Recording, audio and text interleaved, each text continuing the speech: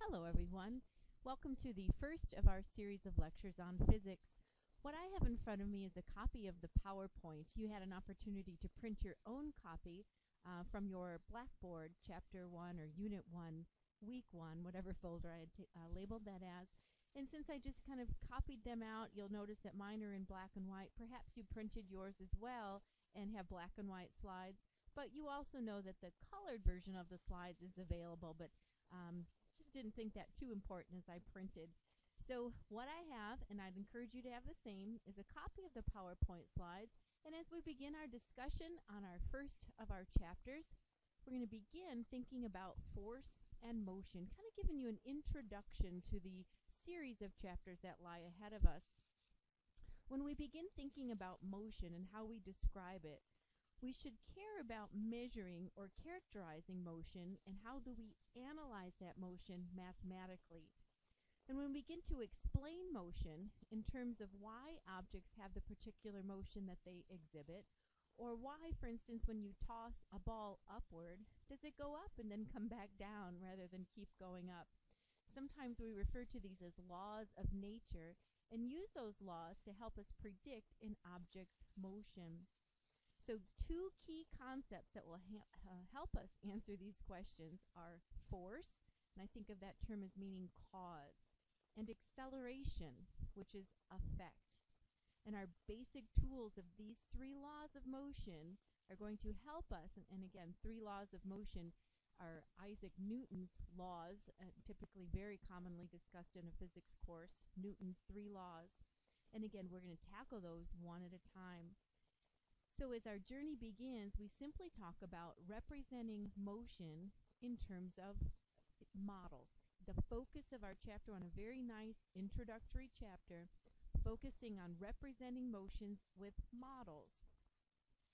And I think about looking ahead, and this is an opening picture from your chapter 1, from your book. It's showing us just a skier moving in a graceful arc through the air. The direction of his motion and the distance between each of the positions and the next are constantly changing. And how do we translate that into a language that could be used to describe motion? Now, this is a series of overlaying shots. Think of a camera who is just taking at a readily, a steady pace. The time interval between each and every picture is indeed the same. So thinking about the time interval the same, we get an idea just by looking at the space between. Where is the skier accelerating? Where is he decelerating? And then finally landing again. We're going to be looking at pictures, creating models, and using that to create representations that describe motion. Now here's a snapshot. Again, if you're looking at your page, these are all represented on page 2 of your book. That's describing motion. See how it's just a frog? It's like a leap frog. We're looking at the picture as this one, giving us valuable clues about motion. What are some things we can detect about velocity? For instance, and I think of velocity as speed, but it is a vector quantity. It is speed, but with direction. So we're going to be able to learn in this chapter how we can look at a picture such as this, where I see a leapfrog, frog is taking a big giant jump, and turning that into a motion model, a picture that represents what we see in terms of the distance. Notice the time intervals is constant. Every second we took a snapshot. Every second that goes by, a same uniform amount of time, we see a different distance between the dots. How might we as physics students learn to interpret what type of motion we're looking at? So our leapfrog picture is showing successive images of a frog jumping. And we use those images, noticing that they get farther and farther apart, to let us know that that frog must be speeding up. When I think about distance increasing between these dots, the distance, let me repeat that. If the distance is in the first series is the same, that to me represents constant motion. That I'm going an equal distance in the same amount of time, that's a constant velocity. The speed is remaining the same. But then all of a sudden I notice that the dots start to decrease in distance apart. I bet that is slowing down. That's the goal of this chapter, my friends, is to take a peek at how we can look at motion, describe it using a model, and make some inferences about what must be occurring. Another topic we will tackle in this chapter deals with numbers, the magnitude of a number, and specifically we'll practice some scientific notation, and then the units that are associated with certain numbers. Every good number in a science class has a number, unit, and a label so that the reader is transferring information. We'll also talk about vectors. Vector quantities include a direction and a magnitude. Vectors are numbers, but they include other information other than just a quantity. Most often we'll see vectors as represented in this slide, giving us not only information about the magnitude of the vector, but the direction of the vector as well. Numbers and units and vectors conclude the topics of our first unit. So this series of slides simply are previewing what we can expect to study in our first chapter called Representing Motion. The first section of our chapter is titled Motion, a First Look. I took the opportunity to pull out some important vocabulary words. You might have highlighted these from your reading as well. The term motion, we need to be able to define that. The change of an object's position or orientation with time. If I'm starting at a certain position and time goes by and I end at a different position, I've moved. That process is known as motion. Perhaps you've outlined the word trajectory. This is the path along which an object moves. Trajectories might be a straight line, as in this chapter's focus, or a curved path, as in the next chapter's focus.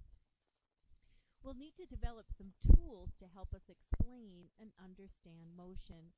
So our chapter first focused on representing motion using a model or a diagram, and then how do we analyze that motion using the language of math. Always recommend to draw a model first before jumping into the math problem. Every good physics problem involves a model, and the more we get into that practice, the easier the course becomes for us. A visual representation is highly recommended before we ever go into a math problem. On the bottom of page 3, it's previewing for us the types of motion that we study in physics class. Knowing that types of motion one at a time will be tackled, let's just take a quick peek at the definitions and then an example. So the 4 types of motion that will come up in our course, the first says a straight line motion. We have straight line motion when we have movement along a straight line, thus the name. What I'm seeing here is an automobile moving down a straight path, probably a highway that doesn't have a curve. We'll also talk about circular motion. This is defined as motion of an object along a circular path, such as the racetrack that these motorcycles are on. Projectile motion, the motion of an object through the air. For instance, if I toss a basketball up, it will reach a maximum height and then return to the earth. Again, one of Newton's 3 laws. There is a natural law that describes gravity, pulling that object back down to Earth. And finally, we'll talk about rotational motion. Rotational motion moves along an axis, just as a spinning object such as this top. If it's spinning around an axis, it's rotational. If the whole object is moving around a track in a circular motion, that also has different physics laws, different mathematical applications. The main focus of this chapter is straight line motion, starting out with simple models and figuring how we can talk about those models mathematically. If you are looking along like I am in my book, I'm going to flip over to page 4, and we see a model diagram such as this one. When we make a motion diagram, think of it as studying motion as we record a video of the moving object with a stationary camera. And friends, that's critical. The camera can't move or all bets are off. So the camera must be in a fixed position. And at a specific time interval, the camera takes a photo. So the first photo is taken at the car farthest to the left. Time goes by, it's at this distance, and we see the pattern. When we overlay the pictures on top of one another, we get the resulting picture to the right. The composite image is what's known as a motion diagram. Now with this motion diagram, the time interval was the same, and with very careful analysis we notice the distance between the picture of the car, the distance between the fender and the bumper, and so forth is equal. What might we be able to conclude about the velocity, the motion of this car? If time is constant and distance is constant, we can see because of the equally spaced composite picture, this must represent constant velocity. This is the emphasis of our chapter. What can we pull out from analysis of a motion diagram? When I see a composite picture, I'm noticing equal distance with a set amount of time. That's the emphasis to show that it is of constant velocity. It's not speeding up, it's not slowing down, it is the same amount all the way through. Some other types of motion diagrams are also illustrated in our text on page 4. For instance, the first one was representing the ball in the same frame in all 4 categories. Let me pull that up closer. This is a composite. It's not a single snapshot, but a composite. And because one picture directly overlays the next, we get an idea that this motion diagram is representing a stationary ball. Just as the car picture a moment ago represented constant velocity, I can see this here. They are equally spaced. Remember, this is 4 separate snapshots put onto the same slide. A composite is what that's known as. When they are equally spaced, we understand that that information shows us constant speed. In the next diagram, analyze what we see in terms of the distance between the runner. I notice if time is constant, and that's what we're being assured of, that the picture is being snapped with a same interval of time. Because the distance is ever increasing between the pictures of the runner, we understand that she is speeding up. Given the same amount of time, you travel a greater distance, you're going faster.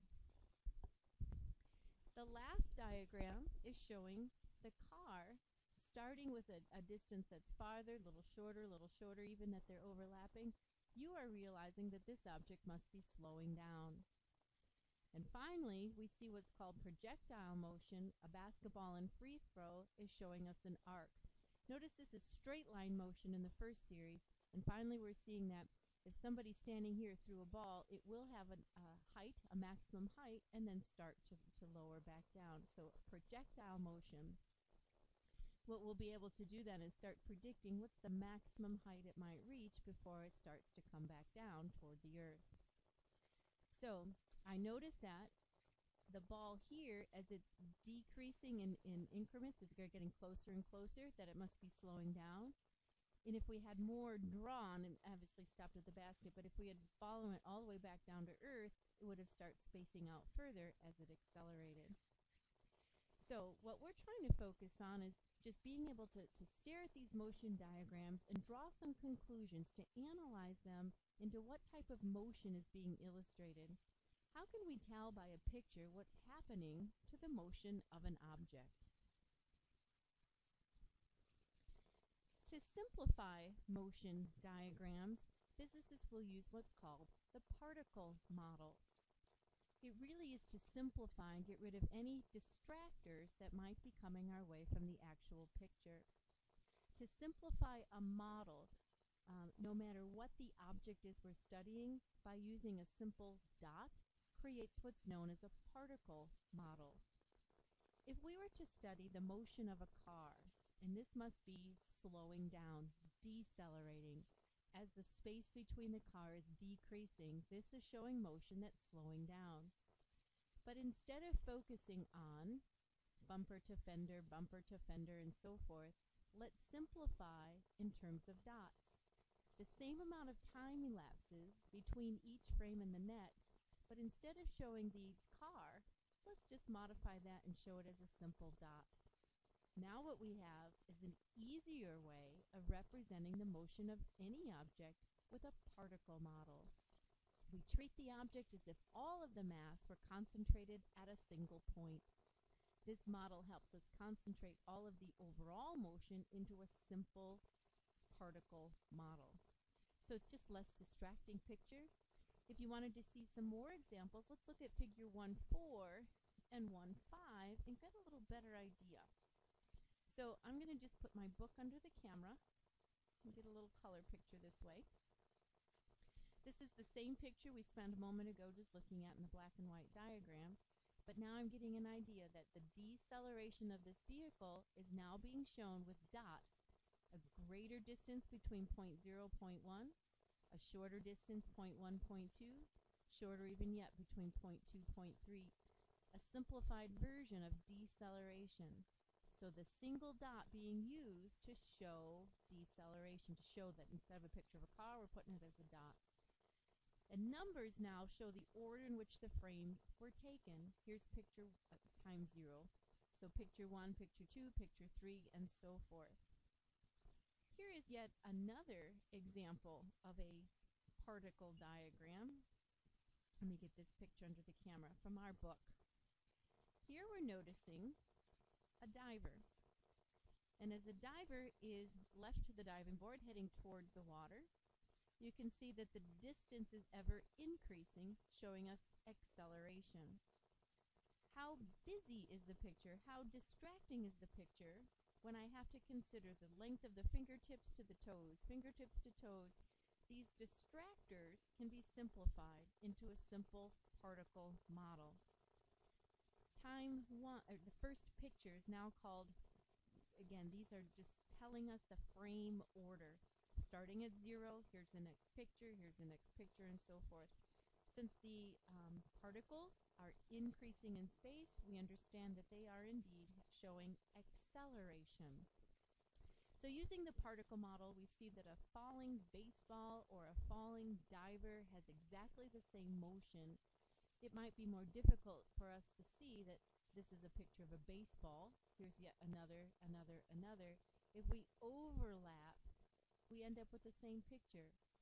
Visually, it's more distracting to try to create that aha moment that the diver has the same acceleration as a baseball, because it's just more distracting with the detail of the picture. The particle model from now on will be employed instead of drawing particular pictures or representations of the object we're studying. Our book will tend to use these particle models to help us simplify, which allows us better visualization of the type of motion being studied. Perhaps before we move to the next section, I'd like to kind of stop and think with you, and I'm just going to put my text under the camera again, and I'm going to think about what's being shown to us in 1.2. So again, if you're following along in your textbook, this might be an easy spot to grab, bottom of page 5. It says, let's stop to think. We have 3 motion diagrams. Which is a dust particle settling to the floor at constant speed? Here's my clue. I'm at constant speed. If I have to recognize what motion what diagram here, the particle model, what model is representing constant speed, I'm going to recognize that I'm looking for the one that has equal distance between every dot. Constant speed is clearly defined as the same distance given the same amount of time. Choice B, I bet you guessed with me, is this particular model for a dust particle at constant speed. Goes on to ask, which is a ball dropped from the roof of a building? A ball dropping from the roof. when it hits the ground, what might happen? And let's kind of read on. Which is a descendant rocket slowly to make a soft landing on Mars? Let's consider what we notice in part A. I'm at the top of the building and I let go of a ball. When I'm holding the ball, it is not moving. I let it go and it begins to accelerate. When it hits, it stops instantaneously. The particle model A is showing us a ball being dropped from a high point, such as the top of a building, as it accelerates. If it is decelerating to make a landing, such as a rocket landing on Mars, particle model C is illustrating deceleration. C will show a landing of a rocket on Mars. These are good practice questions to think about the particle model, looking at what information can be gained by knowing acceleration, constant velocity, or deceleration. This is a good time to pause, stop the video. The lesson number 1 from section 1 is concluded, and take a peek at the sample problems from first section. When you are feeling confident with this material, start the lecture again and be ready for section 2.